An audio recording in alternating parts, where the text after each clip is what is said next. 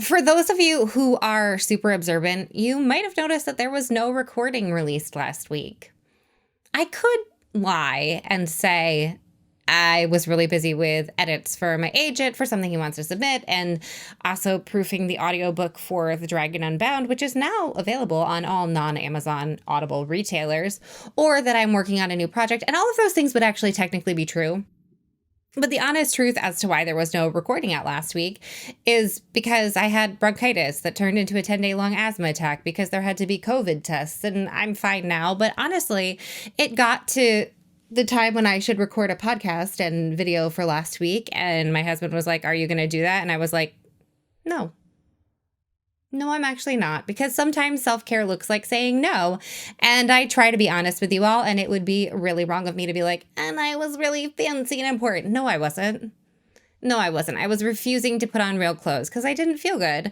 And honestly, even today, I almost recorded this laying on the floor. In fact, if we had been able to figure out how to place a mic in such a way that wouldn't have risked chipping my teeth if it fell, I would have. I would have just laid on the floor to record this. But I didn't want to risk chipping my teeth, so here I am. And the truth is, I have been super busy and very productive, and it's 2020, and if you are still breathing, you're doing a great job. Like, to anyone out there who's like, "I'm a failure, I accomplished nothing in 2020. No, if you're surviving, that's like every other year's equivalent of thriving. Like, that's the bar. That's the standard right now. But I have gotten some things done. A lot of things done. Many Moochin things have been done. I've been working on the first book in a new series. The series is currently called Heart of Smoke. I might end up changing the series title, but the first book is definitely called Heart of Smoke. It's actually already available for pre-order on most major retailers. Kobo won't let me do that sort of thing, but it's there.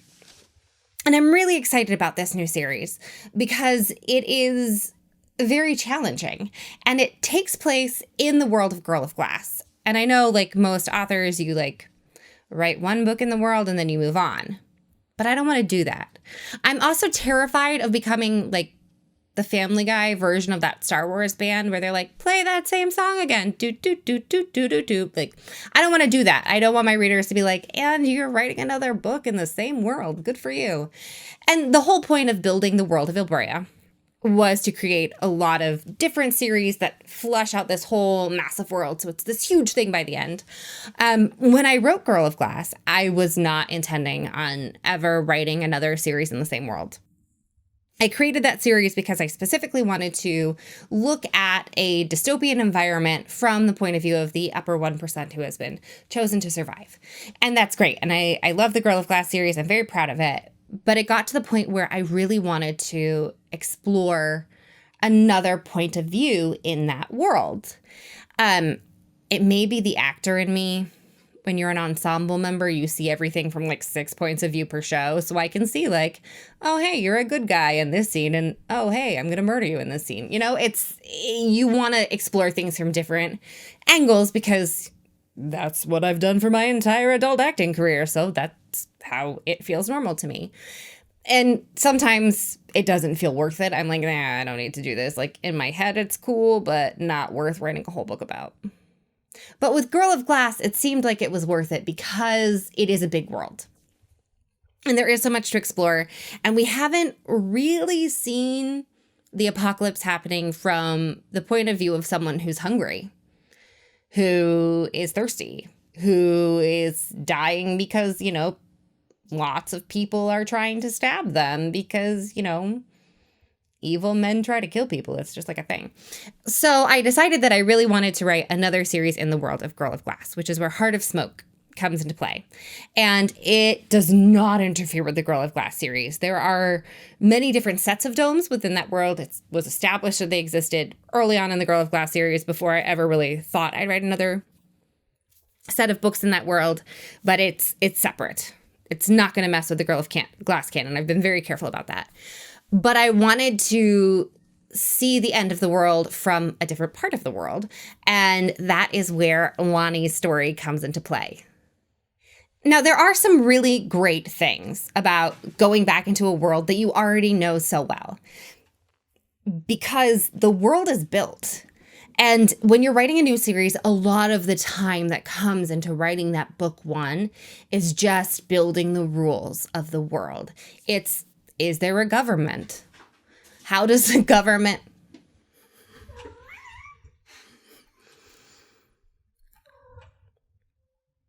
Should I take it from the beginning of that? Let's try that again.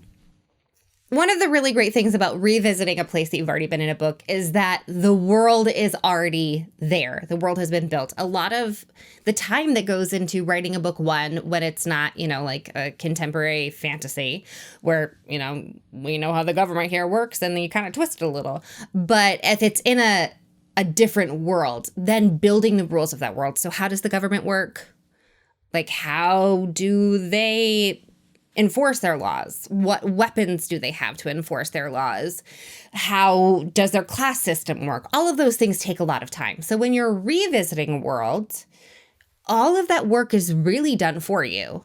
All of that governmental structural building is there.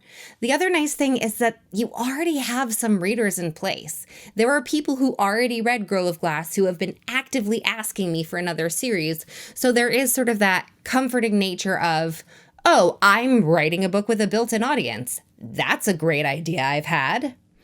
There are some drawbacks to writing another book in the same world that you've already finished a series in.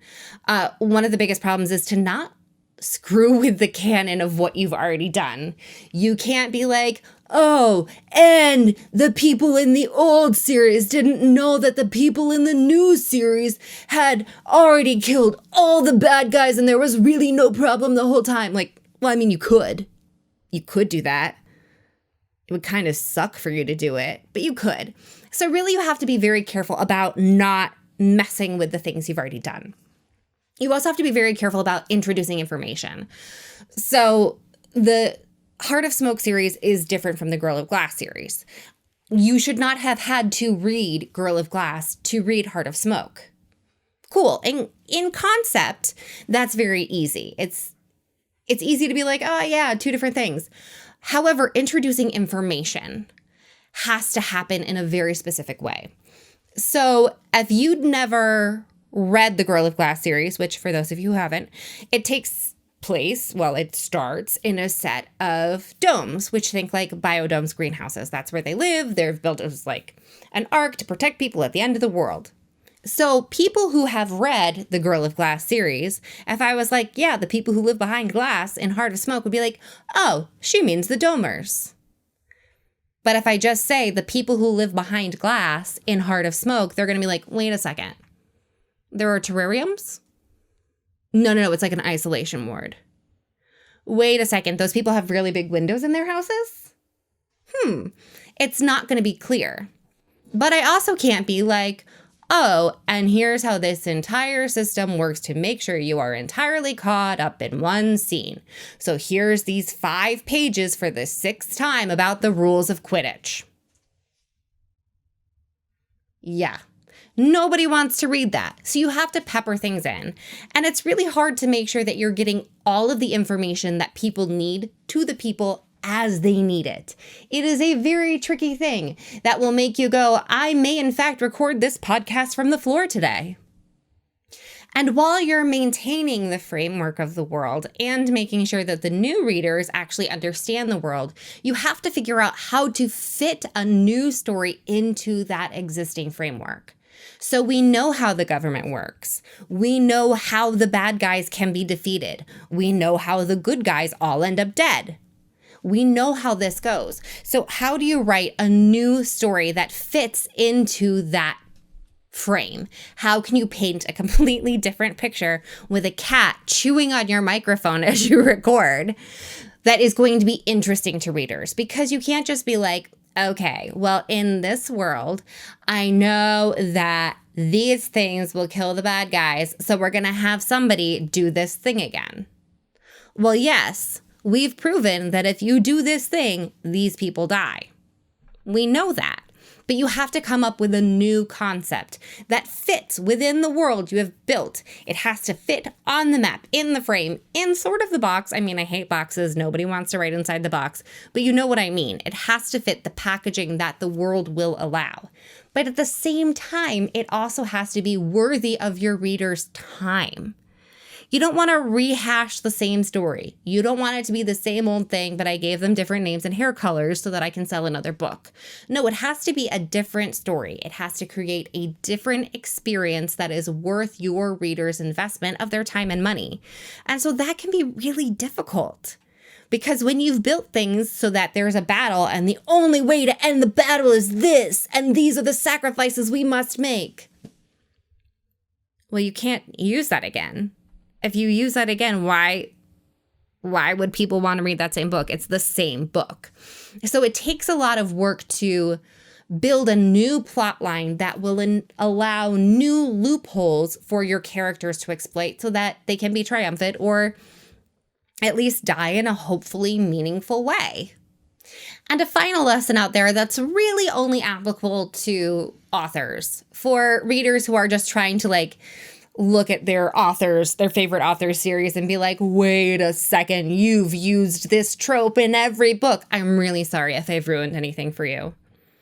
I'm really sorry, because there are some people who will reuse the same world and the same trope. And once you know it's the same world and the same trope, you know who's going to end up married and who's going to end up dead within the first 10 pages. But, sometimes we need comfort. So that's totally legit. And if that's that author's brand, go with it. That's not how I do things. But something that is only specifically for the authors. If you have a series and you're writing a new series and you pick out the perfect way to title your series, you check through Amazon, you make sure no one has those titles, you check through Goodreads, you make sure no one has the titles, you check all the Amazon or all the Google SEO, and you make sure that it is going to fit well and work and it's on brand. Post all the pre-orders right away.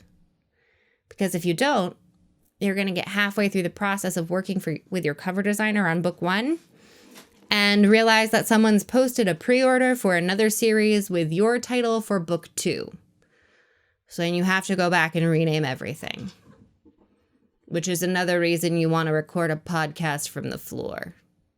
So just, snag that right away. Just grab it. Grab that title before anyone else can get it, because they named their series that too, so you really can't use it, because that would be a bad, mean thing to do to a new author who doesn't have very many reviews, and you'd screw them over by doing it, and you're a good person. You are. You're a good person, and you're not going to do that to them. So yeah, that's really where I am right now. Halfway to the floor, most of a book written, some edits for my agent, some more audiobooks, lots of exciting things to come, and some wiggling in a pre-built world to create a new and magnificent story for you all so that you can enjoy Lonnie's journey through the world of the domes with an entirely different take on the world and the incorporation and the domes and how the vampires in her world work and all of those different things, so that it is a new escape for all of you when we all need something new and fantastical to distract us this year. So thank you for sticking with me when I did not record last week. I will be back next week, barring disaster. Yeah, I'm going to be back next week with another video for you, or podcast, whichever way you are absorbing this content. And stay safe. If you have a moment to read a good book, take it. Take a breath. This time of year is stressful for everyone in the best of years, and love yourself, be kind. And if what you need to do is lay on the floor and just not for a while, go with it. Because if you're surviving, you are thriving. Happy 2020, y'all.